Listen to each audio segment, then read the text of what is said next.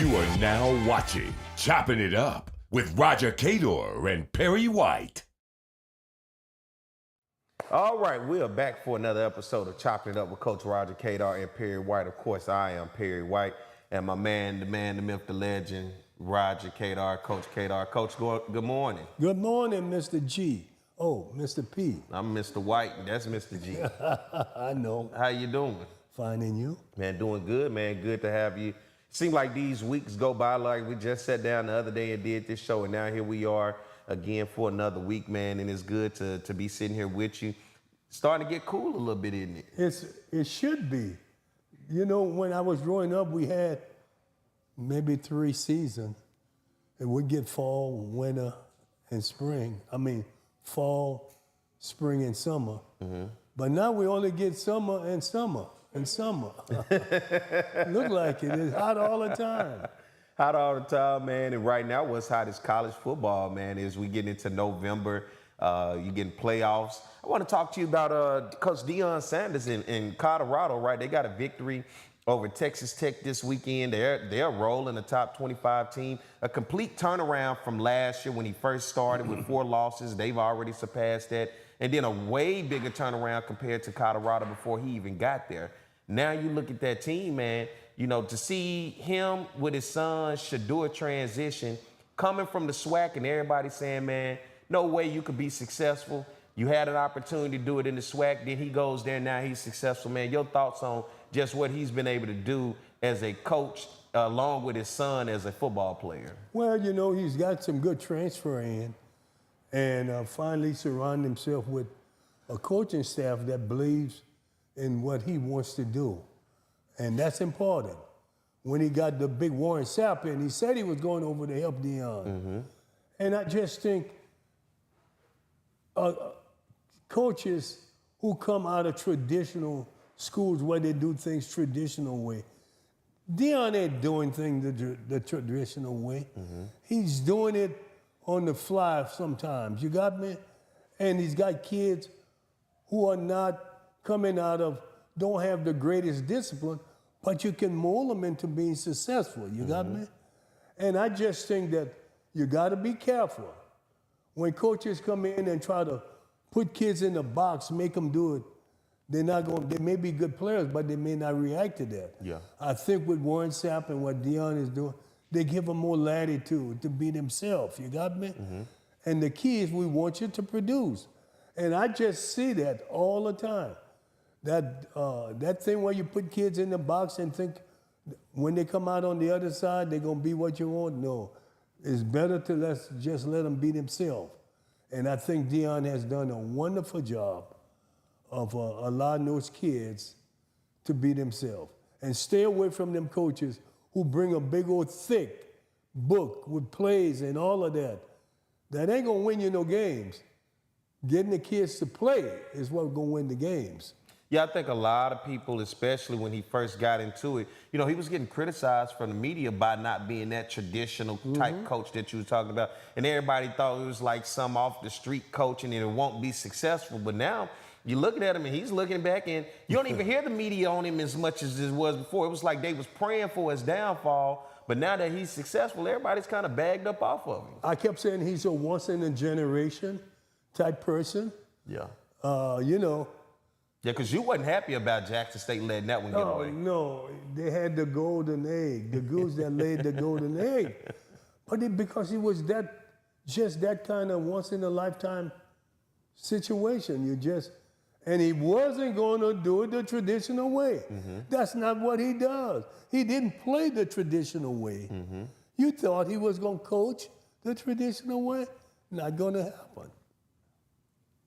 You know, I think about that, how much the media really, you know, sometimes, do you feel the media, particularly you being a black man and a coach and having coached in a world that particularly white men pretty much dominated in the world of baseball, and we see white men dominate the world of college football on the FBS level, do you think there's typically that media seems that they want us to fail to give us a reason to say this is why we don't go that direction?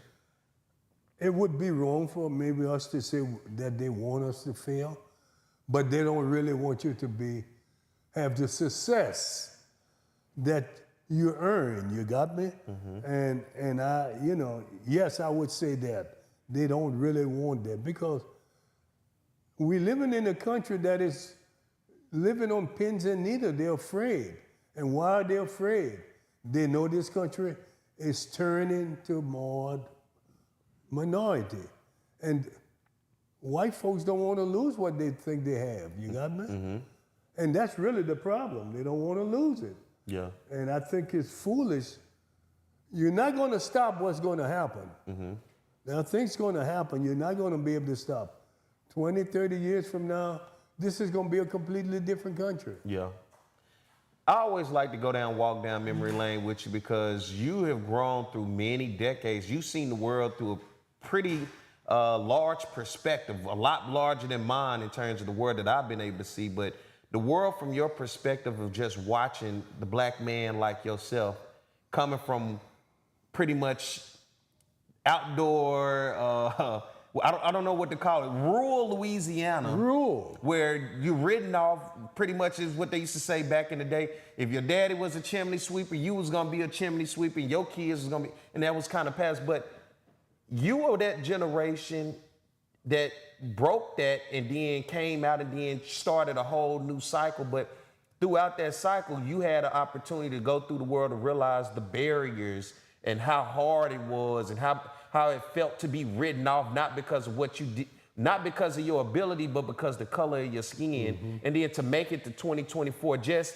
that generational just differences from you being a young man to where you at now, and then just looking back at your life and saying, I was able to break that curse. Well, it really was interesting because you used the word curse. I'm maybe not going to go that far, but it was you had that heavy load on your back that weighed you down. I mean, and yes, I was able to come out of it because I was never going to give up. And in my word, Jim Valvano stole my words. Never quit, never give up. That was my motto. And, there are difficult times out there. There were difficult times when I grew up, much more than they are now. So we just got to find a way to overcome some of the things. It's a lot easier today to make it, to forge forward, to make a lot of good things happen for you and your family that didn't exist. You couldn't go get a loan, for instance. When I grew up, my daddy could never go get a loan. You understand what I'm saying? Because of the color of his skin. The color of his skin. Who was going to give it to him?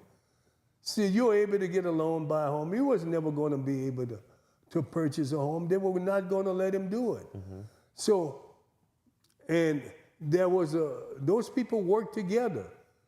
They say, if so-and-so come, don't work, give him nothing. You got me? So you had nowhere to go. And that's especially if they see you trying to make it look like you're about to get over that hump. Let me bring you right back down. Well, they tried it with me. And really? Oh yeah, my brother told me, one of the guys, people said to him, see, you were the smart one, your brother was the dumbass. He said, my brother finished fourth grade, fifth grade school. But the man said he was the smart one, and my brother often told me, he said, I knew where he was going. He said I was smart because, in his eye, I was smart because I stayed there to work for him. You were dumb because you left, and he didn't like that, so he called you dumb. You got me? So that's the kind of stuff they use, reverse psychology, on the less fortunate. You know what I'm saying? And so it's interesting. That's okay. I was able to, like I said, get out of that situation without any help from them. And back then, you didn't really need a lot of help like you need today. You just needed a little crack. That's all I had was that little crack. And I pushed my way through that damn door when I saw that crack, you know? Was that, your mindset, the motivation? Because some people fall to, I was just talking to my mom about this, you become a product of your environment. Yeah. And sometimes it's hard to outthink or outgrow the environment because when you wake up and go to bed, it's the environment. When you go to school, it's the environment. Your friends are the environment. Your parents are the environment. So sometimes it's hard to see the world aside from that environment because who else is going to show you the world? Well, and they talk you down. They don't want you to leave. Remember now. Yeah. They really don't want you to leave. Nobody wants to leave. You know how many people told my mother I was crazy? Really? How many people? It was a lot. A lot. That boy's crazy. You know, and my poor mother would cry, and I said, Mom, I'm not crazy. Don't worry, I'm not crazy. You know, I had to convince my mother, who knew I wasn't crazy, that I wasn't crazy. Yeah. Isn't that amazing? Yeah. Because the environment. The environment. You know, when I was in the house with the ladies, she talked with the people. That boy, something ain't right with that boy. I was different. And it seemed like they tried to play you crazy. Yeah, I was different. They wanted to play me crazy. And I stayed away from all of them. That was the one thing that I was able to do is isolate myself from them. You got me? Mm-hmm. Because then I didn't have to hear it all the time. You know, you can't do this. You're not going to be able to do this. I didn't hear that all the time. I was building myself up. And when you isolate yourself, then they think you're acting funny. Well, there's something wrong with it. But you got to pull yourself away from the environment because the environment becomes toxic. It was very toxic. Yeah. And that's what I did. So, you know, you don't want to, you know, it's not the best thing to be a loner, but that's really what I was. I did everything literally alone. You know what I'm saying? And being 10 miles from the school, if any activity was going on, I had to go 10 miles alone to get to that school, you know? Yeah. And didn't have the support of my brother, didn't have the friends. They weren't going to get involved in there. Yeah. You know, so. Because it's about social acceptance also. Yeah. You know, you don't want to be the outcast where everybody looking at you, especially rural, small town. Word travels fast, doesn't it? Faster than you could imagine. Faster than lightning. And lightning is the quickest thing I know. Yeah. I think it's the quickest thing we all know. Yeah. Nothing moves faster than light that we know of right now. Yeah. You know, I like that because I understand what it means to be that way, man. I had that same motivation to leave where I was from because of the product of the environment. When I told people, hey, I'm about to leave and I'm a transfer, I'm going to go to this, man, everybody kept saying, man, you're not going to do this. You're not going to. You know what I did? I got away from everybody and I just went to work. Yeah. I stacked and saved all my money. I had my mind set because what you realize is sometimes even your friends and family, the ones who you think supposed to support you the most, when you share ideas with them, you find out that a lot of people don't want you to leave them behind. That's right. So when it look like there's that glimmer of hope, or like you said, that crack through the door, you get to go through that crack and they not, and they get to stay behind. Oh. They'll talk you back to try to make it seem like there's no reason for you to leave. Why are you going to go out? And they give you every reason why to fail more so than just to say, give you that one reason why you could be successful. I got to give my mother credit. She didn't try to stop me, even though she was hearing all these crazy things. She never did say, son, you can't do this, you can't do that. You know, she never once said that, you know? And to me, that was enough because I was closer to her than anybody. And when we talked about other things, you know what I'm saying? And so that helps a lot. If you find somebody that can have a glimpse of belief in you, you know. And it's hard, even mother with the worst kids love their kids. I've seen some parents with some bad kids, and the mother loved them doing bad kids, you know? So it's interesting. Did you ever take your story when you went into homes of potential student athletes that were going to play for you, and maybe you saw a similar situation? I'm sure you saw it a lot when you say you was in Chicago, Detroit, East St. Louis. Although they may have been bigger and not rural, but you still saw these environments where that glimmer of hope, that little crack was you to get them through that door, because other than that, they were going to be a product of it. I use it quite often because the parents needed to hear it more than the kids. Because Who have more influence over their kid than who? The parents, you got me? They needed hope to know what, they needed somebody to tell them what they're doing is all right, giving them some, pushing them, encouraging them to go to, take that next step, go to college. And I did it a lot. I remember in the Motor City, Detroit, I had to go get a kid, Grady Davison. To get to him, them brothers had that doing street block. Back then, no cell phone existed in the 80s. You had to pay phone. I had to go to that pay phone. Call Grady, I said, hey man, they ain't gonna let me in here. He said, I know. He said, I'll come. I tell you, he said, I'll meet you at the store and I'll get you in. And he got me in. And the grandmother was from Montgomery, Alabama, made that decision. I'm sending my grandson with you. You see what's going on here. He ain't going to be alive if you stay here. You got me?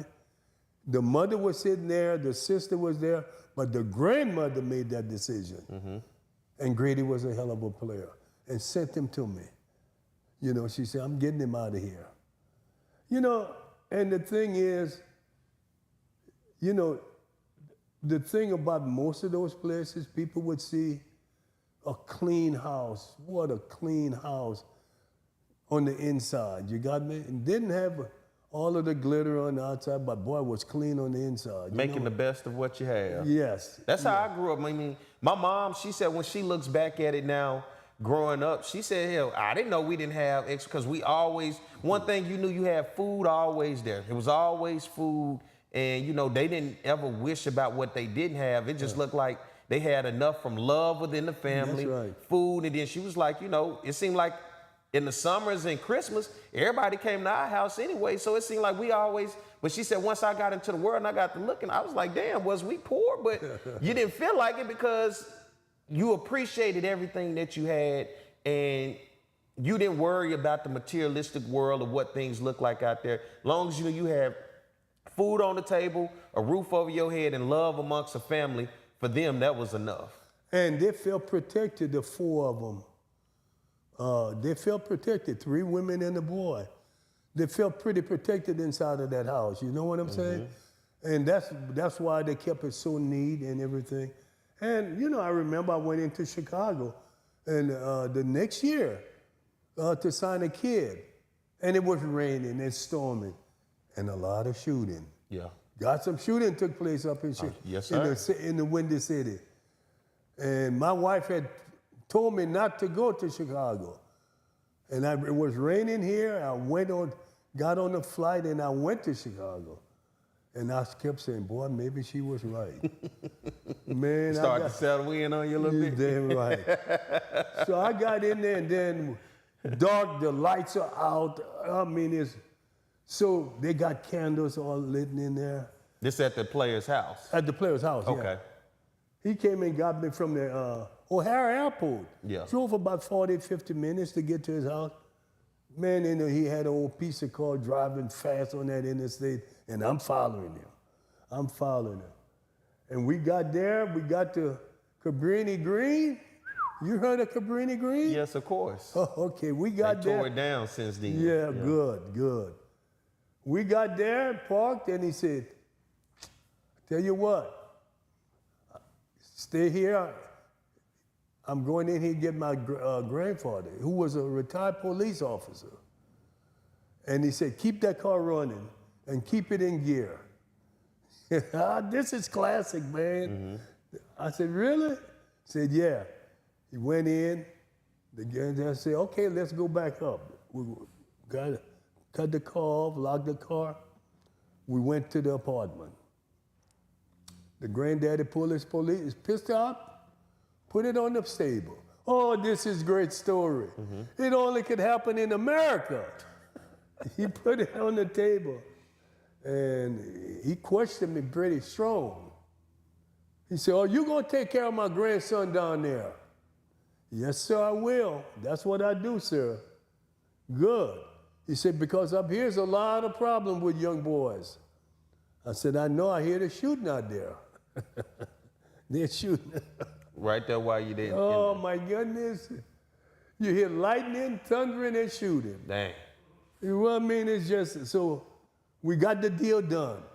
Got it done. Took me about an hour. So the deal. And he said, you know how to get back out here? Chauncey said, I'm gonna show him. I'm gonna take him back, put him on the highway to get back to O'Hara. And he did. Man, I was so happy to get back on that damn interstate. You know, the beauty about this thing, Chauncey worked for the stock market in Chicago. You know, that's the beautiful thing when you go get a kid out of that kind of situation and they do good. You know what I'm saying? That crack. That crack. That little glimmer of hope. And the fact that I took advantage of it and I went and helped someone else.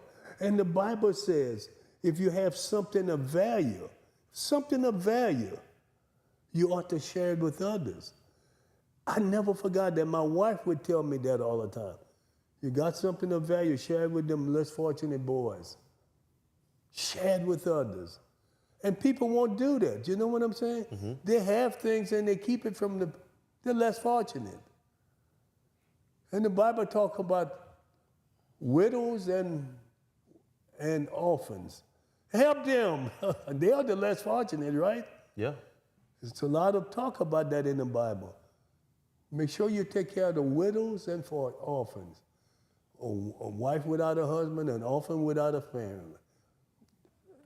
Help them. So that's what, that's part of my MO, in that I had that going for me. I never forgot about it, and I worked hard at my craft. You got me? I took pride in that craft, that I could do something.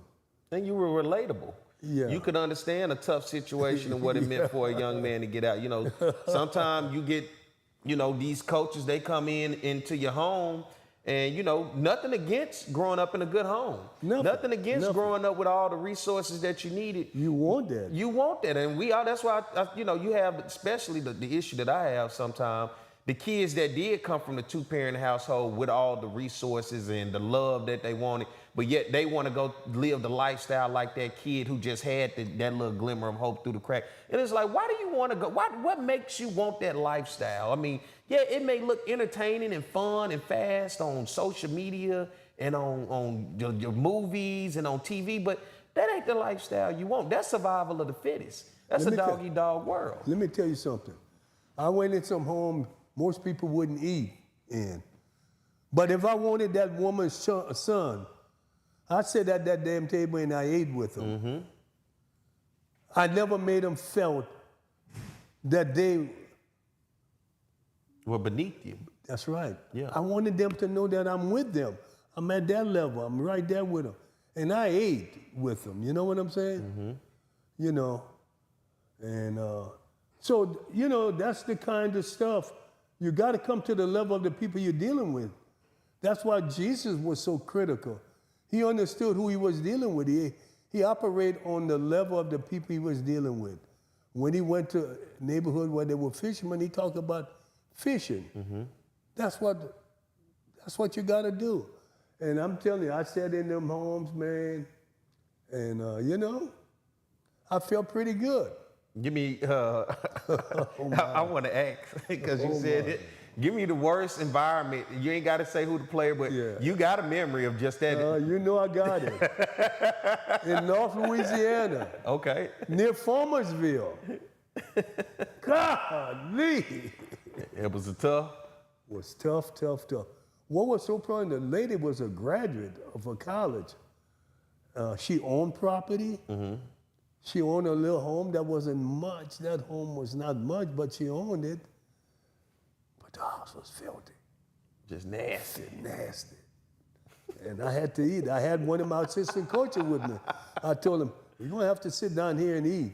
Oh. I said, you got to sit here and eat. Well, he was looking at you like, no. I said, no, you got to eat. Well, I was trying to make him understand. There's something you want from them. Yeah. Least you can do is sit down and have a meal with them. Yeah, you want that lady most prized possession. And you're not going to sit there and eat with her? Don't you think I didn't want to say, listen, we need to get back to Baton Rouge? I wasn't going to do that. Wasn't going to do. Well, I was angry because what made me angry, her daughter set her butt in the room. She was living with her, and she could have cleaned that house. You got me? Having people not handling responsibilities within the home. Yeah, she was the mother of the son. The lady was the grandmother. But why wouldn't she clean that house? Yeah. You know, y'all own it. That's the kind of thing. You own it. You own the land. You saw some roaches? I didn't look. I don't know. Man, I was trying You was laser focused? Man, I was laser trying to look at what was best for me. I kept worrying about that food. Oh, what do you remember the meal? I know she had some mustard green. I can't remember everything. Okay. It was a Sunday, so she probably had some chicken. You know.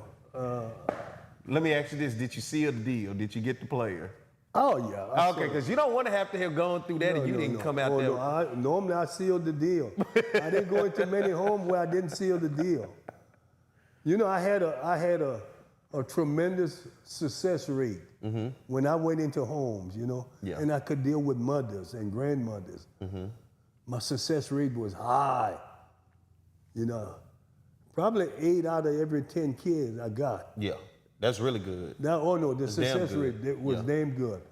You know, and my thing is, you know, especially in the big cities, when I went in there, I nailed them. Detroit, Chicago, Atlanta, Houston, I nailed it. And I'm not bragging, but when I went in there, I was coming. It's not bragging. I mean, your success was based off of what you was able to do into those cities and go find those diamonds in the rough, those talents. That there could be a coach who looked at their situation, was too scared to even go into the home. Yeah. You know? Yeah. Well, I went into some area most people wouldn't go to. Like I said, my wife didn't want me to go to Chicago. Yeah. She did not want me to take that trip. She felt that something bad would happen. And I got out of it. I never told her about the shooting and the grandfather put the gun on the table. I wasn't going to share it with her because she would have denied me for going for other recruits in the future. You got me? I want to ask you this. The feeling of when you see situations like that and those guys come play for you and they walk across that stage at graduation. Oh, my. What a great feeling. You just don't know the utopia that I feel. And I know that the mothers can't be there to see them walk because they probably couldn't afford to come, you understand? But the feeling, that's immediately what I thought about. That mother's gonna be so proud that she trusted in me and we delivered, you got me? We delivered for her. You know, there were mothers who didn't pay their rent, sent money to the kids so they could stay here, you got me? Man, no, I had some hell of an experience. You know, and the graduation is one of them. But what the kids went through and to believe and stay with me, that was time kids wanted to leave. And I had to go in and talk with them and just tell them that they had already invested so much into this. You'll be throwing away an investment. You can't leave. You got to stay the course. I did. I was worse off than you. And I used myself as an example that I didn't have what y'all had. You got more than me. I made it. You could do it. Stay the course. Kids need to hear stories like that. They need to hear personal stories to a large extent because if you tell them about your lack of having material things and the necessities, the resources, and you still make it, you know what I'm saying? And you can tell them about it. That means a lot, man. You know. Because it's easy to look at somebody else and wish you were in their shoes, but not knowing what comes with that. Knowing what comes with it. I tell my son all the time, don't worry about what them other people got. Some people gonna live above their means just to try and impress. I say, you know how many times the kids Some of my players laughed at me when I was driving an old beat-up Toyota station wagon. Look at Coach in that old beat-up station wagon. But I made sure my wife had a very dependable car, and that station wagon got me to work. It wasn't what I was driving that made me, you got me? That's right. See, now, I get some calls about that. Coach, we had it all wrong. We laughed at you in that old brown station wagon. We had it wrong, Coach. I know y'all did. Y'all didn't understand. Y'all didn't. I made it sure. You know, so I'm sure a lot of people did. But one thing is, my wife was driving I got her a Toyota Camry wagon. Nice car, very nice. Make sure she had dependability. Hey, I didn't need that. Who am I trying to impress? Right. The neurosurgeon? Or who? I was just driving, you know. That's real. And it got me where I needed to. I got to tell a story about that. Talk to me. Because everything got a story at some point. People just don't tell them. Jerry Lane. We heard of Jerry Lane, Of course. Jerry Lane Chevrolet. Yeah, he's a big baseball man, and he saw me in that old car. And I got my stepson a job with him on the summer, and he said, Coach, you bring that car to me next week. He said, I'm going to give you a car to drive the week. We're going to give me a week. I'm going to have them take care of that car. Man, he went through there, tune up, clean that thing, wax it.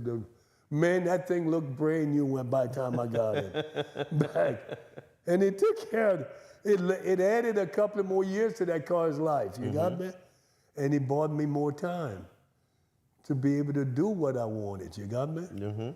So, you see, while they were laughing, goes to show you, God is good.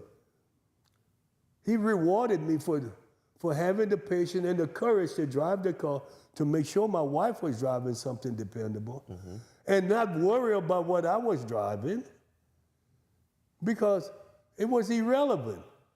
The key was leave home, get to work, leave work, get back to home. That car was doing exactly what it was supposed to do. You got me? It did exactly what it was supposed to do. You know, the young folks want you to go bust a block, let the windows down, cut the music up, let everybody see what you're riding in. So that was their mindset of what they wanted to see you do. Yeah. You like, nah. Yeah, you know. So. And that's a blessing, you know, to hear that, because not only were you relatable to the kids, but then, you know, you did what was necessary for you. And it seems in your journey, it wasn't selfish about you putting yourself first. You saw others and what they needed. You saw yourself and them in terms of the opportunity that could have been presented to help them, knowing that what your situation of growing up and no one can see. Every situation is different, but I think at the end of the day, you know whether you got that opportunity or not. And it's about taking advantage of that opportunity when it presents itself and being prepared and ready. And what you did was get those young people, get them here, then you got them prepared and ready for the world so they never have to ultimately go back to that situation environment again. And told them no matter what you have, you can make it. It doesn't change you. You know, because there was kids who were poorer than what I grew up in, came and they could see me driving, they probably say, I guess this coach, it's not that bad. He's getting to work and getting back home. He's okay, you got me? Because some car better than no car. Some cars better than no car. And the fact that everybody ain't gonna be able to afford the most expensive cars, you know what I'm saying? The key was to teach them, you can make it. The key is to make it. Make sure you make it, so.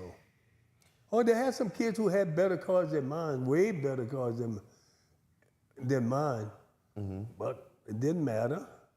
Hey, they bank account wasn't as long as yours. Well, I didn't have a bank account. You know, I can tell a story, another story.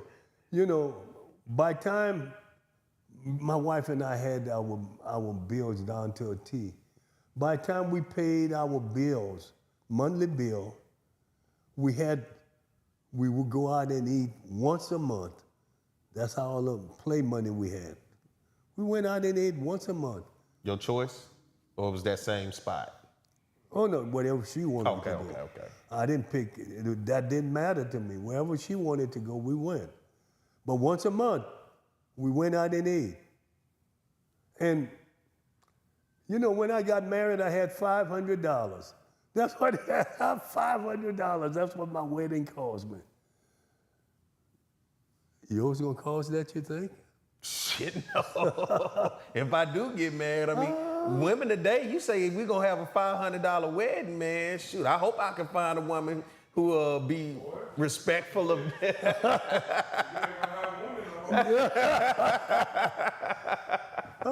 But I say, baby, all I got is $500 for the wedding. No, that might be it, Coach.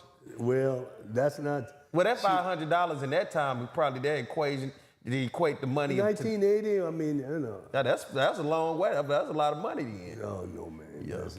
But, you know, my wife, we married for something different than the glamour because I had nothing. That's right.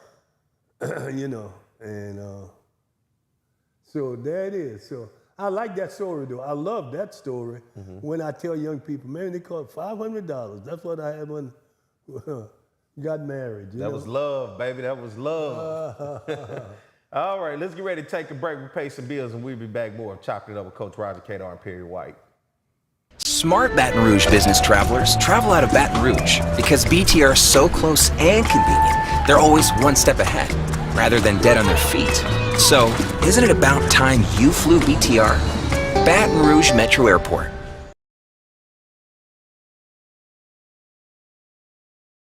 Some Baton Rouge business travelers travel out of Baton Rouge. Some don't. The ones that do know BTR is all about being closer, more convenient, with non-stops and short hops to anywhere their business takes them. They also know not flying BTR means more traffic, longer lines, and wasted time. So if it's a letter from the IRS that you owe back taxes can be scary, but it doesn't have to be.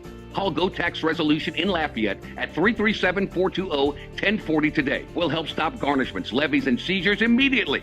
With over 35 years of dealing directly with the IRS, our team of local professionals will help you pay the least amount possible. So if you owe back taxes to the IRS, you need help. Call the tax professionals at Go Tax Resolution in Lafayette at 337-420-1040. Your go-to tax relief.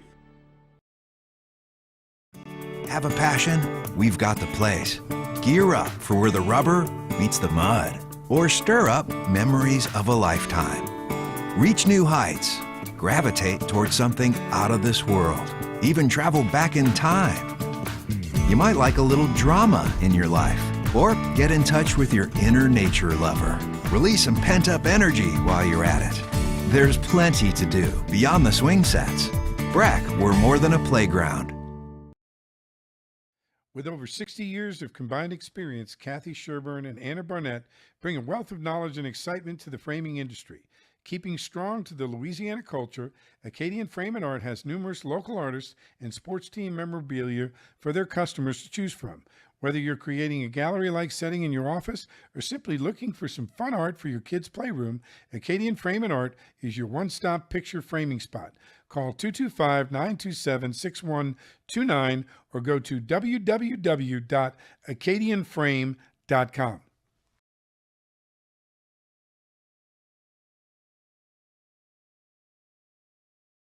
Get the memoir from the legendary baseball coach from Southern University, Roger Cador, Against All Odds. Roger refused to let his past dictate his future by rising to legendary college baseball status. An inspiring story of tenacity, faith, and hope. Against All Odds chronicles Coach Cador's determination to reach higher, to want more, and to dig deeper to find the courage to chase his dreams. Against All Odds. Get yours today by Cador and Cador Publishing. You are now watching Chopping It Up with Roger Cador and Perry White.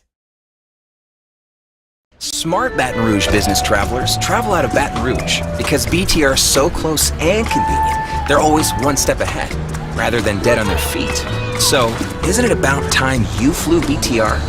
Baton Rouge Metro Airport. Some Baton Rouge business travelers travel out of Baton Rouge. Some don't. The ones that do know BTR is all about being closer, more convenient, with non-stops and short hops to anywhere their business takes them. They also know not flying BTR means more traffic, longer lines, and wasted time. So if it's about going from driveway to runway with a lot less highway, isn't it about time you flew BTR? Baton Rouge Metro Airport. It's a memoir from the legendary baseball coach from Southern University, Roger Cador.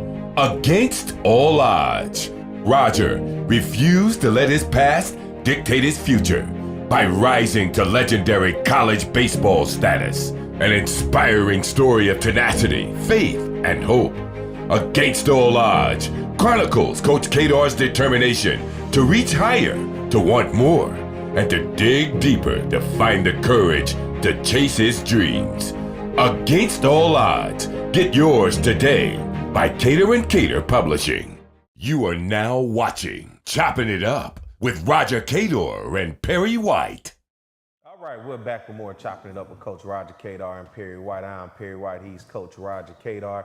As we wind down, we're getting towards Thanksgiving, man. It is November, the back end of football season, but it seemed like everything just getting towards the college football playoffs. Did you get a chance to see that LSU-Alabama game? No. What was the score? It was bad, I heard, 34 something? It was a lot to a little. How about that? Oh. Alabama all the way. Jalen Milroe really came out. Brian Kelly and LSU seemed to be struggling, trying to find a way to get a big game. And, of course, it was an elimination game for whoever lost because both teams with 2 losses. Winner will probably still have their season alive if they can win out to possibly get into that 12-team playoff. But then the loser probably on the outside looking in with 3 losses, and it seems LSU on the outside looking in. I want to talk to you because what I've been seeing around college football as of lately, we saw it at Texas Tech, we saw it at LSU this weekend, we saw it last week, we saw it with Texas fans throwing things on the field. Have you seen that? That I don't like. That's dangerous. You could get somebody seriously hurt. And this is what I'm talking about. The fans have gone, we've just taken it to a different level of foolishness, in my opinion, when you do that kind of stuff. I want them to celebrate. I want them to enjoy the victory. But there are certain restrictions, man. That's why they're finding people a lot, because they know some people can get killed, to be honest with you. If you get hit in the right place by an object being thrown, you can take someone out. You got me? But I'm nervous of what's going to happen because Vanderbilt did this at their game when Texas had to go to Nashville. They put a net across the stands so you couldn't throw things, basically like what you have in baseball. Right. I don't want them to have to do that in football, to have to put that around the football field. But if this continues to go, there may have to be some provisions to where it has to become that. You may have to do it. I agree with you. You have to protect people. Yeah. Because lawsuits are coming. You got to protect people. But I heard something only that you might have an interest in. What? That LSU is on the look for a coach, and Nick Saban could be the guy. Hell, I don't care. Nick Saban, at this point, shoot. Well, let's say, hey, figure he's been out of coaching a year. I don't know, 1 year. Yeah, I think it's time. If anything, I would throw probably a name like Urban Meyer out there. He's a guy who's been out for a while. Nick Saban was in Baton Rouge this past weekend, so there's a reason LSU lost bad to Alabama. So it's, talk is cheap. You know what I'm saying? Nick Saban would be crazy to come back. He would be. And then I had a chance to see him. I went to college game day. I caught the back end of it while they were filming it on campus and catch Reese Davis and the rest of the guys, man. So I had a chance to see Pat McAfee and Nick Saban himself. So, they loved him up until it was time for him to pick who was going to win the game, and he went with Alabama. Oh, yeah. So, that make it look tough. Well, he's trying to be picking who he's going to win. That's his job, to pick the winner.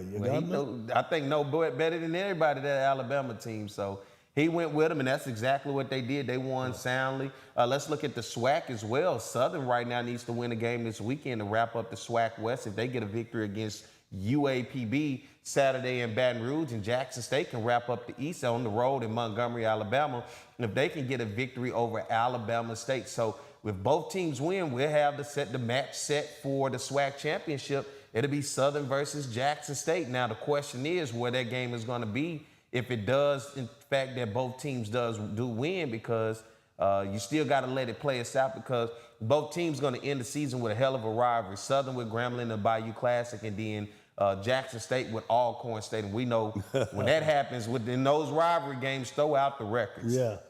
Well, I would love for this game to come to Baton Rouge, the championship game. Yeah. Why? It'll be the first time Southern has a chance to host. And I just think that the fans would come out in numbers. This will be a great event. And if Jackson is the team, it'll be even better, because that's what the fans want. They deserve to have it. The team deserves to give it to them first. Give it to the fans. Alcorn knock them off. Alabama State knock Jackson off. And let Southern play Jackson in Baton Rouge. The neurosurgeon don't think that's going to happen? Oh, man. Coach out there asking for some blessings, Coach. You're going to have to do some praying this week. Then. You got to get those blessings flowing, huh? Oh, well, all of my years of coaching tell me the players are the ones going to decide that. Yeah, the players are going to be the ones. God don't get involved in who win in sports. Yeah. Even though people believe that, but Southern 3 overtimes so far this year, with Prairie View, Texas Southern, and then with Bethune-Cookman going into 5 overtimes this past weekend, man. You talking about a scare. Yeah, was a scare. Coach Graves have done a fantastic job. First year being a head coach, he stepped it up when Southern needed it the most. You know what I'm saying?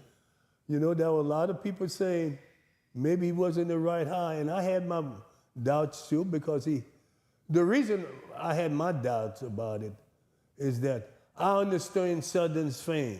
They want to win now, and with a young coach, you may not be able to win right off the hook. You got me? And that was my concern, because Southern fans don't want to wait until tomorrow. They want everything today, and that's what I was thinking about. But he's proven he's done a good job. He come out of the Pete Richardson tree of coaching. Pete was a, highly successful coach. He knew how to win, and he knew how to win close games. And Graves is proven that. So kudos to him. Let's hope he can beat Arkansas Pine Bluff this week, and then go get Grambling. That's my mom's alma mater, my neck of the woods, Pine Bluff, Arkansas. I've had an opportunity to see them twice. I went to their homecoming when they played Valley, and I saw them the previous week in Jackson, Mississippi, as Jackson played them for their homecoming. Quickly before we get out of here, you brought up Pete Richardson.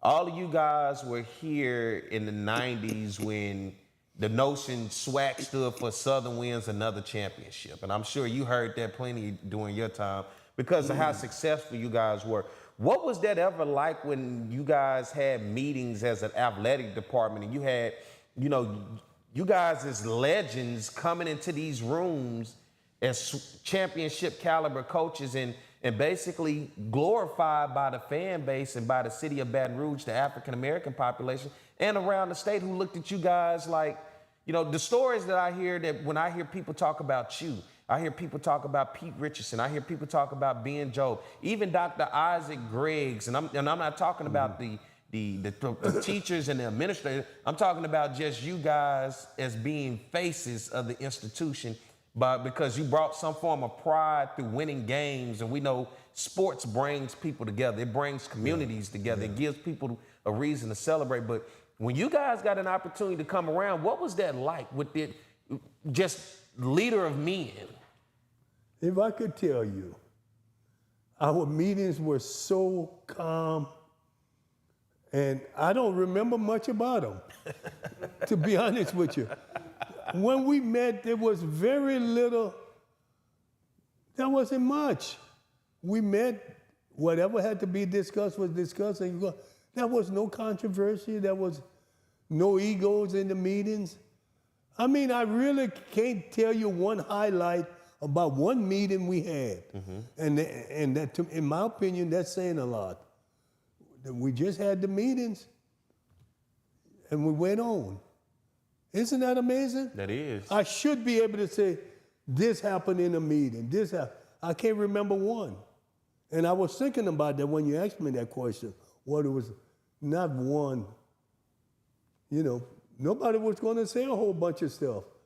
Obviously, we had some laughter and everything, but it was just, the thing I can say is that we knew we weren't going to get no money had we asked for it. That was, there was nothing you were going to get had you asked for it in the meeting. Yeah. So the meetings were pretty basic.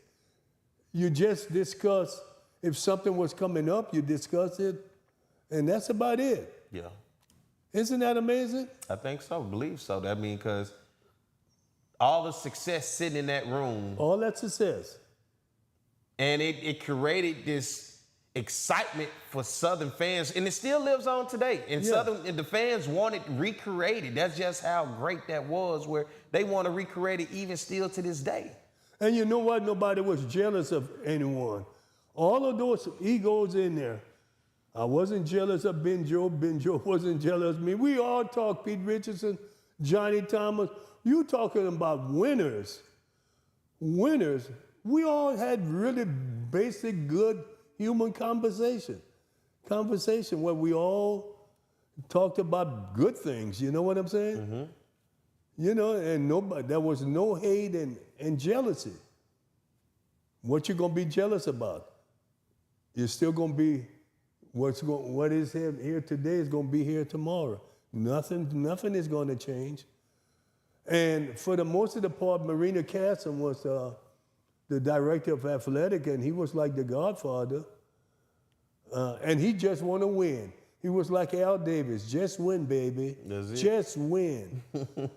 So, I mean, but I should be able to say something that was controversial about some meeting, and we just never did have one. Well, not necessarily controversial, but you guys, what they say, putting the minds together, realizing, hey, we not gonna get something. So maybe, hey, what are you doing that's working over there without the resources that maybe I can use over here without these resources as well, I know. Everybody just did it their way. Yeah. And that was the thing. They allow you to do it your way. Everybody did it their way. You know what I'm saying? And you lasted longer than all of them. Well, I lasted a long time. I was younger than them. I was a little different, too. I was a little different. You and Pete was like right there, but then you made it past Pete, and so, yeah. How long Pete lasted? 19 years? Pete was out of here in 2009. So, 1993 to 2009? He lasted a while. Yeah. And you were what? The 80s all the way 84. into the mid-2000s? Well, I came in 1980. 1980 until 2000 what? 17? Yeah. And you had went to a championship in 2015? Huh? You had went to, what was your last SWAC championship appearance? Was it 2015? 14 or 13. Because I think you had played Alabama State in New Orleans, if I'm not mistaken. No, I don't know. I can't remember. Yeah, there's a lot of them, I'm sure. Yeah, I know the last one I think we won. I think, and it's 7. I don't even know if we won, Don't worry, I'll get to going through these trophies. Yeah. If y'all don't know, if you watch it, we surrounded by trophies in this thing. There's trophies everywhere you can look. I mean, I see 2012. I see 2000. Oh, that's a long start. Yeah. This is a 2021 trophy. You got 2022. They got a bunch of them in the activity center. Yeah, it's a bunch of them all over the place. So, man. Southern has done well. The last one Coach Ron was in 09. What was the last one you 09? went to? The last one went to. Yeah. I want to say it was 2015, if I'm not mistaken. I wasn't coaching in 15. Well, I was coaching. It may have been 14, 15, 13. Alabama State? Yeah. What year was that? 2016. Well, I be doing, huh? Yeah, I remember that. It was in New Orleans. Well, I tell you what, we played for a lot of championships. If we didn't win it, we were playing for it, I know. I mean, And that's really called what you call spoiling people. You spoiled them. They were spoiled, man. That's what I'm talking about, that room between you, Pete, Ben, all you guys, man. Johnny Thomas. Yeah. Johnny Thomas won more championships than all of us. Of course, he had 3 sports, indoor, outdoors, cross-country, track.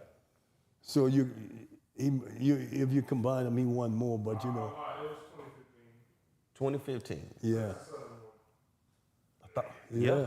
So we had some people championship in there. And you know, it was like, you know, the meetings were like,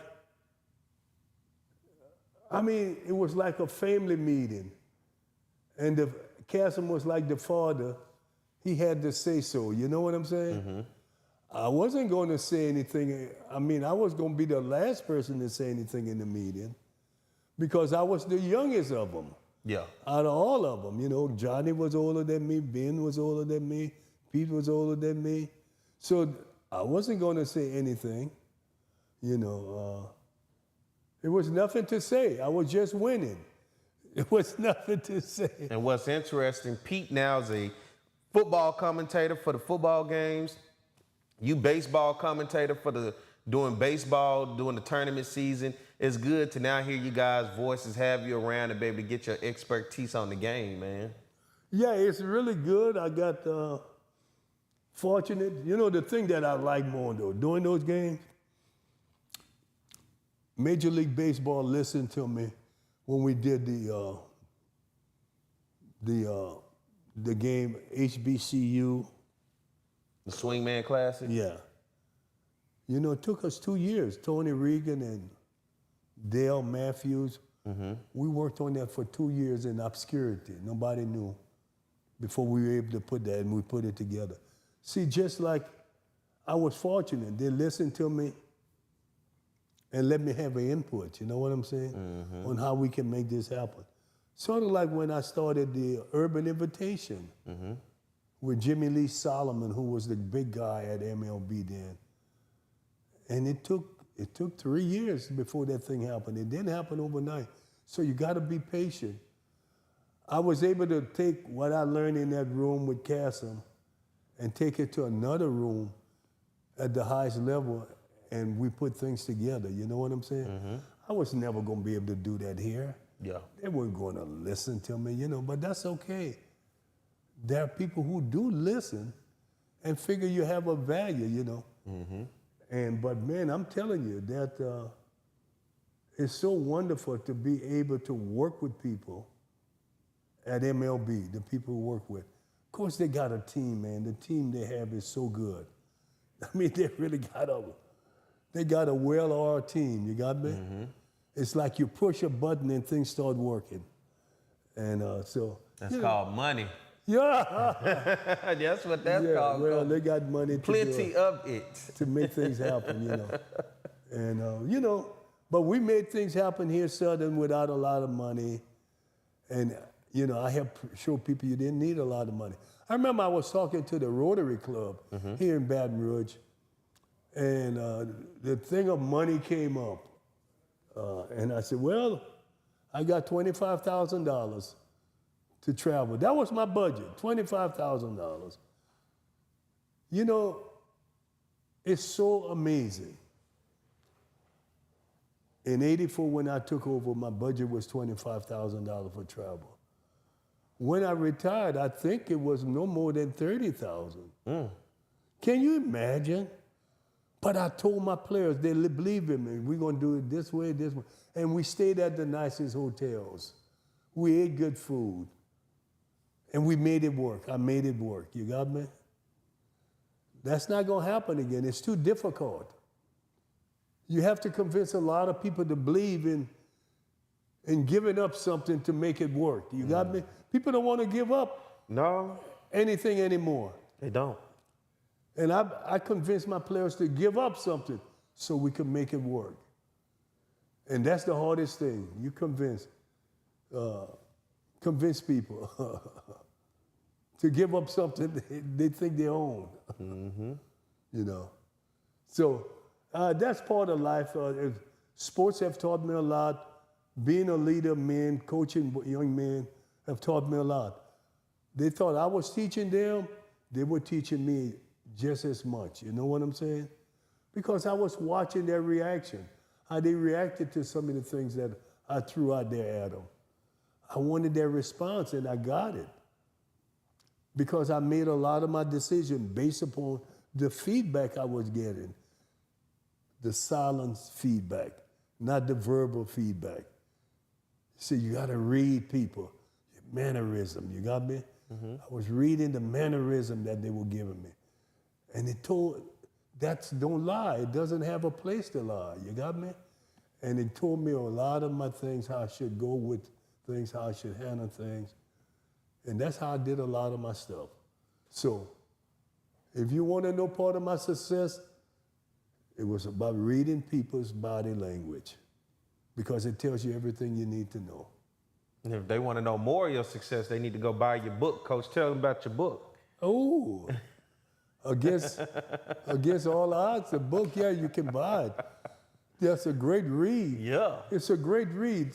Someone is trying to get me to do another book. I don't know if I will, but they're trying to get me to do another one. But against all odds, it's really a good read.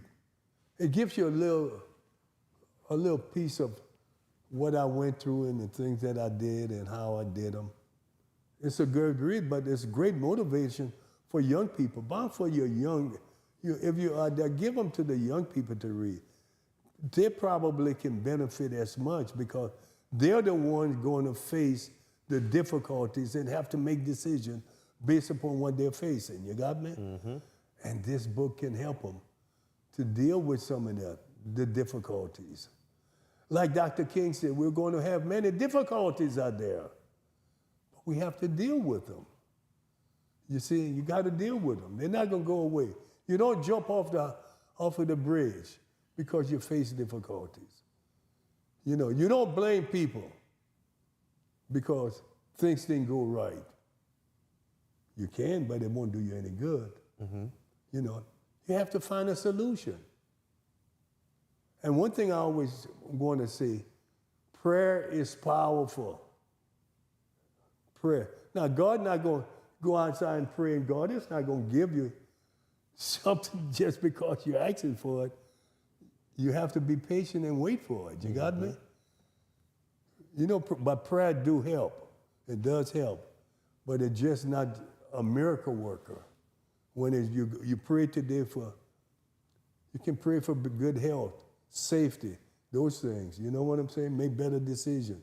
Those are things that God are willing to give you. Work with your own. For more money, I don't think so. Be as good looking as you, I don't think so. It's just, you know, you just got to be blessed. To be good looking like you, right? I figured that. Good I hope your grandmother is listening. You hear Pratt bragging over here.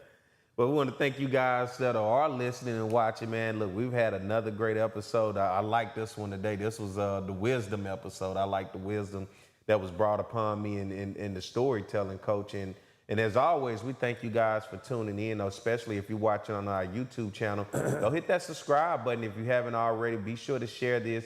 And if you're watching on Roger Cador's Facebook page, be sure to hit that like button and follow him on Facebook. And you can follow him. He also has Instagram, and then, you know, keep up with him and, you know, be able to go back down memory lane, because there's plenty of other episodes out there for you guys to check out as well. And so we appreciate you. We'll be back next week if the Lord says the same. We'll be praying about that as well. That's right. We'll be back next week. And so we thank you guys for the support and everything else. You got something? Yeah, and you know, I know a lot of you all are watching on Facebook and Instagram. I get your message. I don't always respond, but I do get your messages, and I appreciate it. And we do what we do because we want to do something different, because we are living in difficult times. The times we're living in is not like it was 20, 30 years ago, okay? Our kids have much more challenges. Our parents have challenges. Just so much challenges out there, you know what I'm saying? From safety to make sure you can get enough food to put on the table to pay your bills. It's just so much challenges out there. So we try to bring a story in to try and change the narrative, try to make you understand. It's going to be all right. It's going to be okay because challenges are part of life. And that's why a lot of baseball players who enjoy success, they fail so much in the game of baseball. So they're easy to succeed in the game of life because it's about failure. You know, and I was telling my son just the other day, God only made our life so easy, simple. We went away from it. He said, well, what was that? He said, he gave us 2 roads, a straight road and a crooked road. You know how easy that is to figure out? He didn't say you got 10 roads, figure out which one. Either you're going to go down the road that's straight and narrow or you're going down the crooked one. That's how easy he made things for us. Let's make sure we follow that, okay? Yes, sir. And appreciate you guys. Make sure you follow us. Social media and on YouTube. You like that, huh? I'll be with it, don't I? Hit that subscribe button and hit that like button. We appreciate you guys as always. We'll be back next week. Coach, get us out of here. See y'all next week. Get the memoir from the legendary baseball coach from Southern University, Roger Cador, Against All Odds. Roger refused to let his past dictate his future by rising to legendary college baseball status.